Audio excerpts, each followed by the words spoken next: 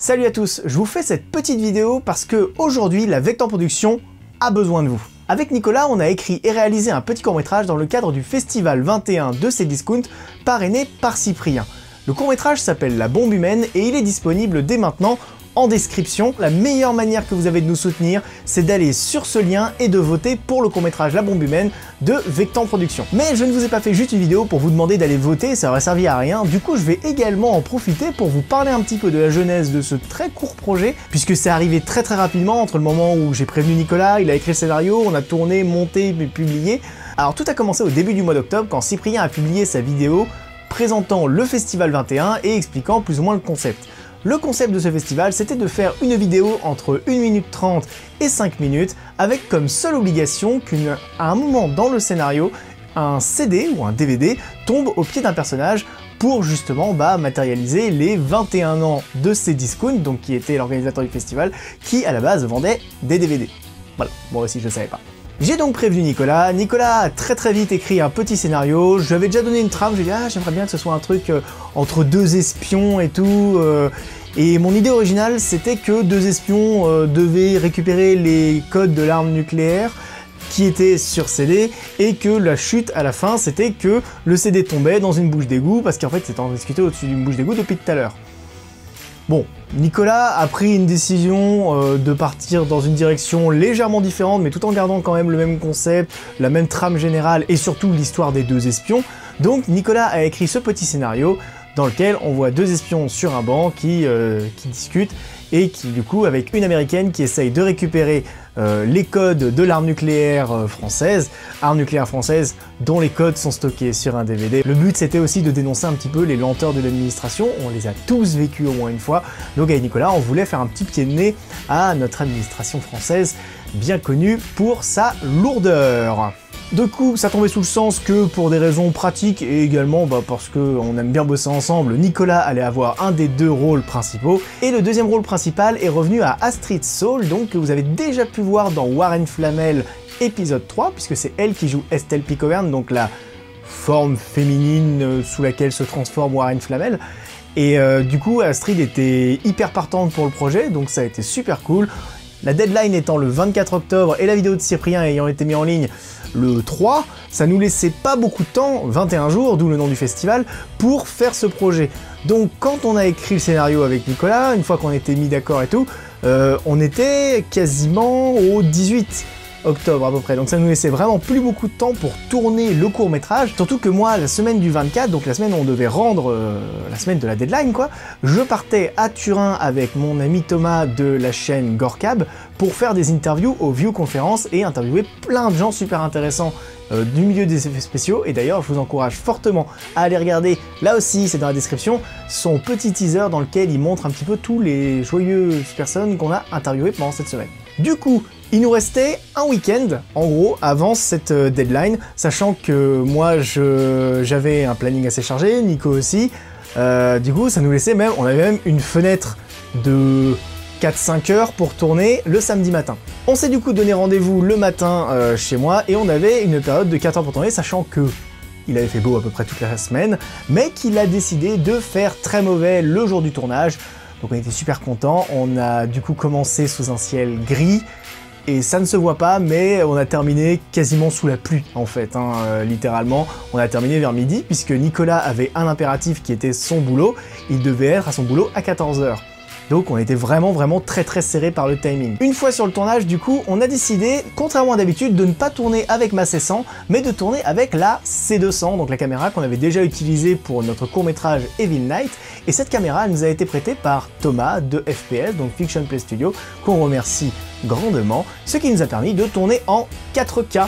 En 4K au format ProRes 422 HQ, puisque forcément la C200 a d'autres formats beaucoup plus lourds comme le Cinema Raw Lite, mais là comme on était vraiment très short pour la post-prod devait être faite dans l'après-midi et la soirée, donc on a décidé de prendre le format ProRes parce que c'est un format qui peut être à la fois très qualitatif et en même temps assez léger à traiter, donc c'était idéal. Pour ce qui est de l'enregistrement des fichiers, on est donc passé par un Atomos Ninja 5 pour enregistrer le ProRes 4K, puisque la C200 ne permet pas de ProRes en interne. Niveau optique, pareil, on ne pouvait pas se permettre des folies parce qu'on avait un créneau horaire très réduit. On a donc tourné avec une seule optique en autofocus, à savoir le 18-35 de chez Sigma. Très bonne optique, c'est celle avec laquelle je me filme actuellement. C'est vraiment devenu mon optique préférée pour tout ce qui est tournage rapide et efficace. Comme on était une toute petite équipe, un des autres problèmes qu'on a dû gérer, c'est le son, puisque habituellement, sur les projets de la Vectan, on a toujours fait appel à nos amis ingé son, que ce soit Gauthier, Benoît, Antoine, Léo. Là, le truc, c'est que pour un tournage aussi court, aussi condensé, je me voyais pas faire appel à eux, clairement, ça aurait été un peu overkill, et surtout, ça aurait rajouté encore une étape en plus à la post-prod. Donc, j'ai décidé de prendre le pari de tout jouer au micro-cravate. Ils vont me tuer quand ils vont apprendre ça d'ailleurs, certainement, parce que les ingé son détestent qu'on fasse uniquement tout au micro-cravate, mais bon, ça a fait la blague, on va dire. Donc on avait deux micros, le premier sur Nicolas était un Rode Link qui nous a encore été prêté par Thomas de FPS, et sur Astrid vous aviez le Sennheiser XSWD dont j'ai fait déjà la présentation sur cette chaîne, qui est donc mon micro personnel, mon micro HF. Alors malheureusement à cause de la pluie on a dû écourter le tournage, ce qui ne nous a pas permis de tourner certains plans, notamment le moment où Nicolas se lève du banc et revient s'asseoir. En fait, initialement dans le scénario, il devait aller voir un passant random, lui demander une clope, hop, et revenir ensuite s'asseoir. Ce qui devait montrer normalement que c'était un personnage qu'on avait rien à foutre de la situation. Le problème, c'est que ce plan-là, on n'a pas eu le temps de le tourner. Quand on a terminé de tourner les plans sur Astrid et sur Nico, il pleuvait, il commençait à bien pleuvoir. Donc on s'est dit, bon, tant pis, pour la blague, on va pas montrer ce qu'il fait. Il se lève, elle dit qu'est-ce que vous faites, et il revient. Manifestement, ça a choqué personne, parce que personne ne l'a dit dans les commentaires, en tout cas. Autre truc qu'on a dû amputer par manque de temps, c'est l'intro. Normalement, il devait y avoir une intro où on voyait du coup le personnage de Nicolas qui arrivait dans une Kangoo, donc mon Kangoo, et qui sortait de sa voiture, faisait demi-tour parce qu'en fait il avait oublié du coup la pochette en papier craft avec le CD dedans, il les avait oubliés dans la voiture, donc voilà, ça devait montrer encore que c'était un personnage un peu bordélique, on avait rien à foutre de la situation. Cette scène on n'a pas pu la tourner, même si Nico était chaud pour qu'on la tourne rapidement le dimanche matin. Il pleuvait encore plus dimanche que samedi, et je trouvais que c'était pas plus mal au final de commencer directement dans l'action, comme c'est le cas avec la version que vous avez pu voir.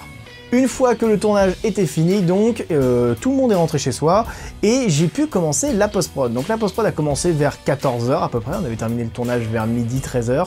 À 14 h, je commence le montage, et le montage a duré à peu près 3 heures. Au bout de 3 heures, j'ai commencé à sortir une première version qui a assez peu bougé, à part 2-3 petits plans, peut-être que j'ai raccourci, rallongé, mais pas grand-chose. Globalement, on a vu quasiment le montage final du premier coup.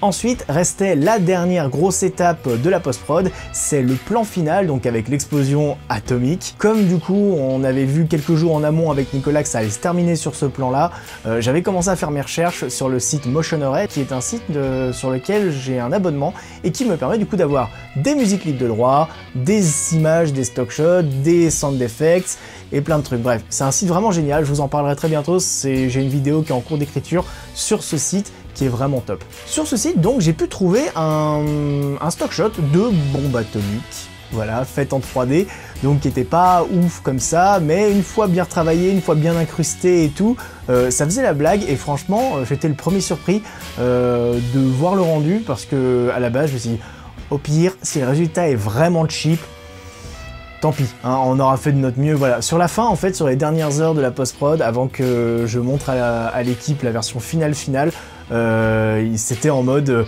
on fait de notre mieux, et de toute façon, tant pis si on gagne pas le concours, et puis même encore aujourd'hui, tant pis si on gagne pas le concours, mais le but, c'était surtout de participer, et de pouvoir montrer à quel point, en un laps de temps très court, on pouvait faire un court-métrage plutôt quali.